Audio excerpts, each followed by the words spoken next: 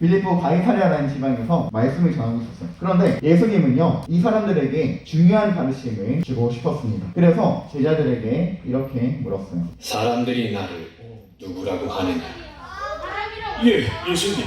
사람들이 예수님을 보고 어떤 사람은 세례 요한, 또 엘리야, 예레미야, 그리고 선지자 중에 한 사람이라고 합니다. 어떻게 얘기한다고요? 엘리야 또 선지자 중에 한 사람이다, 이렇게 얘기를 해요. 자, 여러분, 이곳 사람들이 예수님을 이렇게 알고 있었어요. 살아계신 하나님의 아들이 아니라 어떻게 알고 있었다고요? 그냥 많은 선지자들 중에 한 사람. 유명한 선지자들이 많이 있잖아요, 맞죠? 이스라엘에는. 그런데 예수님은 하나님의 아들이 아니라 그냥 선지자 중에 한 사람으로 생각하고 그렇게 믿고 있었던 거예요. 자, 이곳 사람들이 제대로 잘 믿고 있는 건가요? 아니면 잘 못 믿고 있는 걸까요? 잘 믿고 있지 못하는 것 같아요. 자, 이제 예수님께서 제자들에게 이렇게 물으십니다. 너희는 나를 누구라 하느냐? 주는 그리스도시며 살아계신 하나님의 아들이십니다. 베드로야, 너는 복이 있다. 너에게 이것을 알려주신 분 사람이 아니 하늘에 계신 나의 아버지시다. 너는 베드로라. 내가 이 반석 위에 내 교회를 세우겠다. 네, 베드로가 지금 어떤 고백을 했나요? 굉장히 깜짝 놀랄 고백을 했어요, 맞죠? 베드로에게 예수님이 물으셨죠. 너희는 나를 누구라고 생각하느냐? 이렇게 물으셨을 때 베드로는요, 깜짝 놀랄 고백을 합니다. 어떤 고백이냐면 주는 그리스도시요 살아계신 하나님의 아들이십니다, 이렇게 고백을 해요. 이렇게 깜짝 놀랄 고백을 베드로가 이렇게 하는 거예요. 그러자 예수님께서는요, 이렇게 말씀하셨어요. 내가 이 반석 위에 내 교회를 세우겠다. 여러분, 예수님께서 이렇게 내가 이 반석 위에 내 교회를 세우겠다 말씀하셨는데 이게 무슨 뜻일까요? 반석 위에 교회를 세우겠다, 이 땅에 세우겠다, 또 돌 위에 세우겠다, 튼튼하게. 자, 이 반석은요, 잘 보이세요, 여러분? 반석이 뭐냐면 이 베드로의 신앙 고백을 뜻합니다. 뭐야, 이게 무슨 말이야? 자, 그런데 이때 예수님께서 베드로에게, 이때 베드로라는 이름, 이 베드로라는 이름은 반석이라는 뜻이에요. 이렇게 반석처럼 튼튼하다, 든든하다. 그런데 그것보다 예수님께서는요, 이 베드로가 한 그 신앙 고백 위에 내 교회를 세우겠다, 이렇게 말씀하신 거예요. 자, 이렇게 이 반석 위에 내 교회를 세우겠다, 이렇게 말씀하셨을 때 이 반석은요, 주는 그리스도시요 살아계신 하나님의 아들이시다 라고 고백하는 신앙 고백을 말합니다. 그래서 예수님께서 교회를 세우신다는 말은 베드로와 같이 멋진 고백을 하는 그런 사람들의 모임을 교회로 세우겠다, 이렇게 말씀하신 거예요. 그렇다고 해서 이때 교회가 세워진 건 아니에요. 그럼 교회가 언제 세워졌을까요? 바울? 이야, 바울 맞아요. 와, 바울도 맞아요. 바울도 맞는데 그 이전에 더 먼저 교회가 세워진 사건이, 자, 예수님께서 이렇게 복음을 전하시고 우리 죄를 대신해서 십자가에 달려 돌아가셨어요.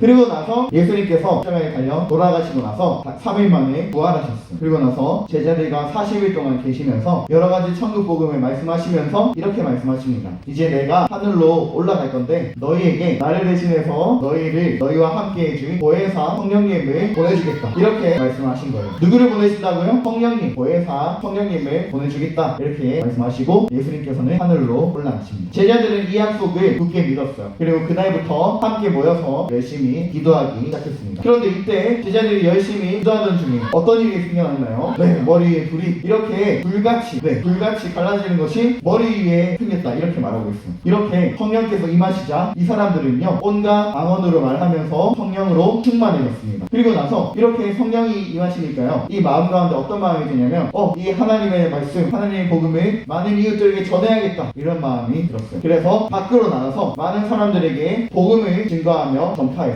그러자 어떤 일이 생겨나냐면 이때 이 복음을 듣고 무려 3,000명, 몇 명이라고요? 3,000명이나 되는 사람들이 복음을 믿고 받아들이고 회개하고 예수님을 따르기로 결심하게 된 거예요. 여러분, 놀랍지 않나요? 네, 와.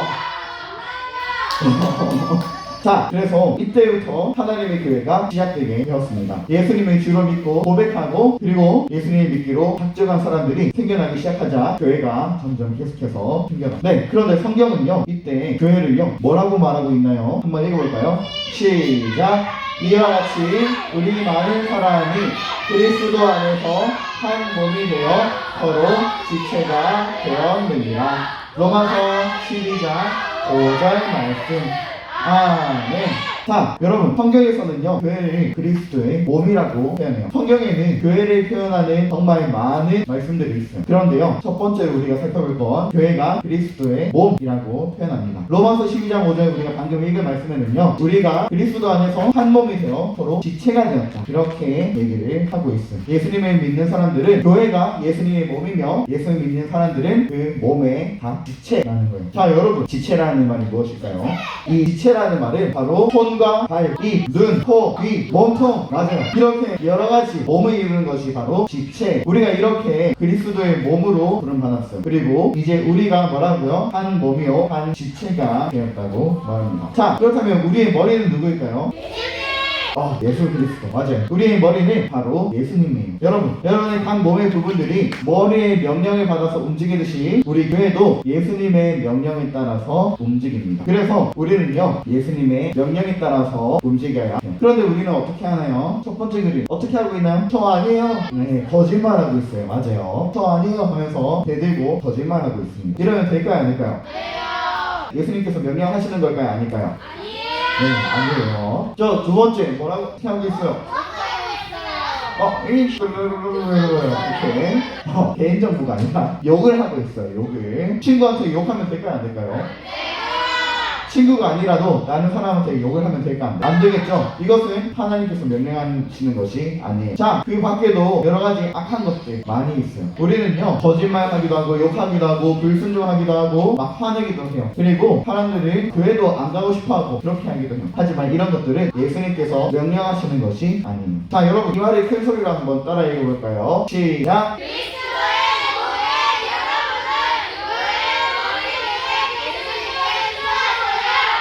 네, 맞아요. 우리는요, 이제 예수님 안에서 한 몸이 되었어요. 예수님의 지체가 되었어요. 예수님의 손이 되고, 예수님의 발이 되고, 예수님의 입이 되고, 코가 되고, 눈이 되고, 우리가 모두 모여서 한 몸이 되어서 예수님의 몸을 이루어서 예수님께서 명령하시는 그 뜻을 따라 순종하며 살아가야 합니다. 이제 우리는요, 우리의 고집, 우리의 욕심, 우리의 생각을 내려놓고 누구를 따라가야 하냐면 바로 예수님을 따라 순종하는 우리가 되어야 합니다. 네, 그리고 또 한 가지 우리가 기억해야 하는 것이 있어요. 자, 한번 읽어볼까요? 시작! 몸은 하나인데 많은 지체가 있고 몸의 지체가 많으나 한 몸과 같이 그리스도도 그러하니라. 고린도전서 12장 12절 말씀. 아멘.